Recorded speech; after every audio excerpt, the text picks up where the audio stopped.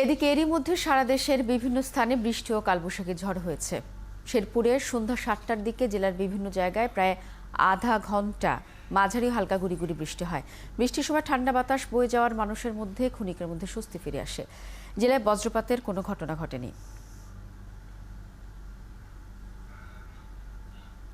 বিকাশে কম খরচে ক্যাশ আউটের লিমিট বেড়ে ৫০,০০০, প্রিয় এজেন্টও ২টা।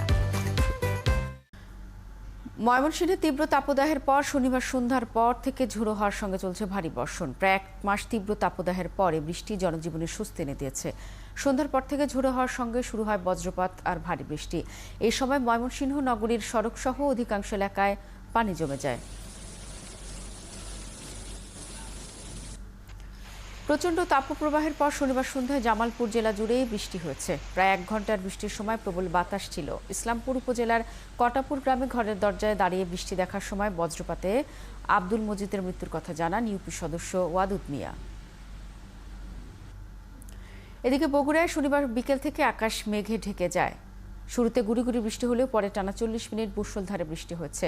আবহাওয়া অফিস বলছে টানা ১ সপ্তাহ ধরে বৃষ্টিপাত হবার সম্ভাবনা রয়েছে এখানে।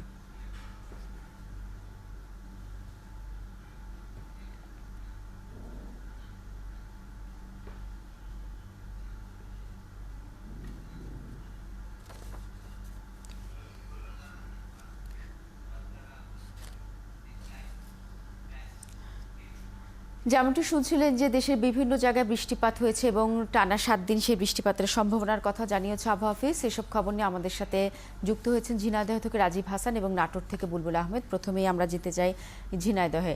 রাজীব, আমরা জানি যে গতকালকে অনেক জেলায় বৃষ্টি হয়েছে এবং এর আগের দিনও কিছু কিছু জেলায় বৃষ্টি হয়েছে, চট্টগ্রাম এবং সিলেটে। আপনার জেলায় সেই সম্ভাবনা আছে কিনা এবং আজকে তাপমাত্রা কত সেটি তো জানাবেন, এবং আবহাওয়া অফিস তাদের সবশেষ পূর্বাভাসে কি জানিয়েছে?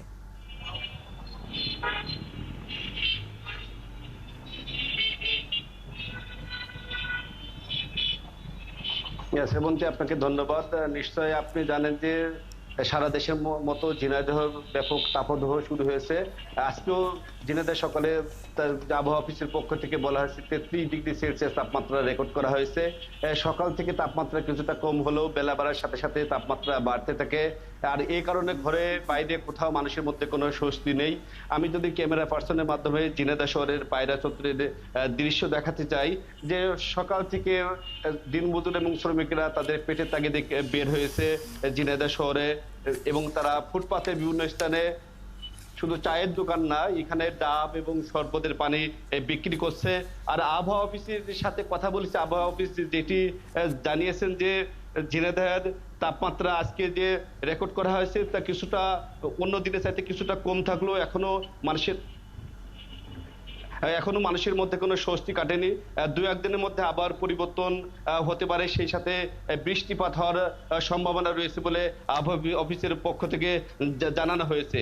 এদিকে আপনাকে আরেকটি বিষয় জানিয়ে রাখি যে এই প্রচন্ড তাপদাহের কারণে দিনমজুর এবং শ্রমিকদের মাঝে যে অস্বস্তি বিরাজ করছে, অনেকে ঝিনাইদহ জেলার সদর হাসপাতাল সহ বিভিন্ন উপজেলা স্বাস্থ্য কমপ্লেক্সে গরমজনিত রোগে অসুস্থ হয়ে ভর্তি হয়েছে এবং হাসপাতালে ডায়রিয়া এবং নিউমোনিয়া রোগীর সংখ্যা বৃদ্ধি পেয়েছে। আমি ঝিনাইদহ সদর হাসপাতালের মেডিসিন এবং শিশু বিশেষজ্ঞের সাথে কথা বলেছি, তারা যেমনটি বলছেন যে বৃষ্টি না হওয়া পর্যন্ত এবং আবহাওয়ার পরিবর্তন না হওয়া পর্যন্ত এবং মানুষ যেন সাবধানে থাকে এবং খাবার স্যালাইন খাওয়ার পরামর্শ দিয়েছেন। শ্রাবণী। রাজীব হাসান, আমরা আপনার কাছে শুনছিলাম যে এখনো পর্যন্ত ঝিনাইদহের বৃষ্টির দেখা মেলেনি এবং আজকেও তাপমাত্রা ৩০-এর ঘর ছাড়িয়েছে। নিশ্চয়ই বৃষ্টি হলে সেখানে স্বস্তি ফিরে আসবে। আপনি থাকুন আমাদের সাথে। আমরা যেতে চাই নাটোরে, আমাদের সহকর্মী আছেন বুলবুল আহমেদ। বুলবুল, আমরা অনেক জেলায় বৃষ্টি হচ্ছে, ঝিনাইদহের বৃষ্টির কোনো খবর মেলেনি এখনো। নাটোরের কি অবস্থা, সেখানে কবে নাগাদ বৃষ্টি হতে পারে, স্থানীয় আবহাওয়া অফিস কি জানিয়েছে?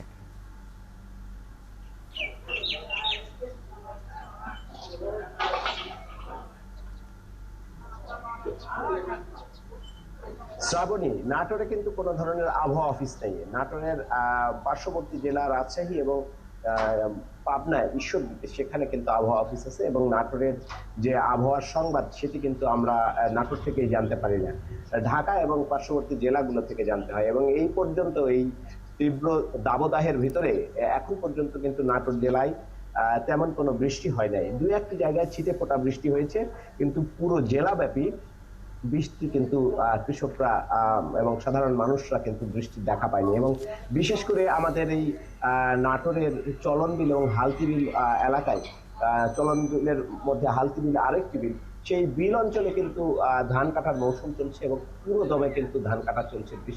কৃষি বিভাগ বলছে প্রায় 50% মতো ধান এখন পর্যন্ত কাটা হয়েছে। এই ধানের যারা চাষি রয়েছে, কৃষকরা, তারা কিন্তু বলছেন যে বৃষ্টিটা আরো যদি একটু ডিলে হয় তাহলে তাদের জন্য ভালো, কারণ নিম্নাঞ্চলে যদি বৃষ্টির পানি ঢুকে যায় তাহলে কৃষকরা ক্ষতিগ্রস্ত হবে।